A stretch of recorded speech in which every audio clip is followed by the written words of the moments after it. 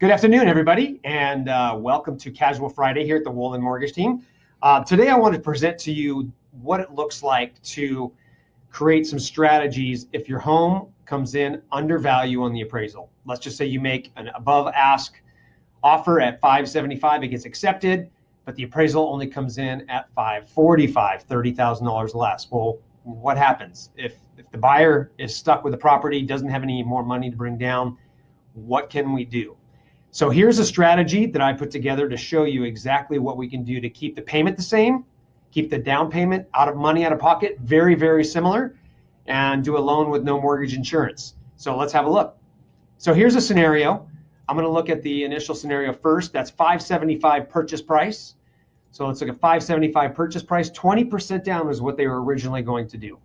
So we've got a loan amount of $460, 20% down. And let's just say interest rate's 4.875 today. Their total out of pocket with closing costs is going to be right around the $121,000 and change.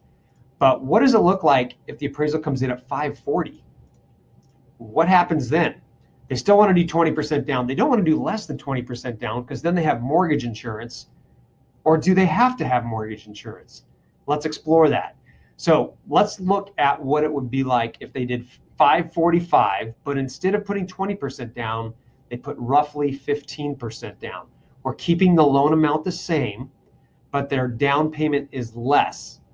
Then we're going to use the money that they are saving on the smaller down payment, and we're going to set that aside to do that bridge the gap on the appraisal. So we're going to keep the loan amount the same based on the 545, but we're about $30,000 off.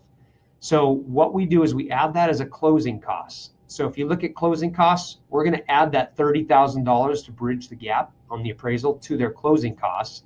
Right here, here's our loan to value now, 84.4%, because we're doing a 460 loan amount. Remember, we're keeping the loan amount the same, but we're doing it on the lesser of the purchase price or the appraised value, and that's the appraised value, which is the 545.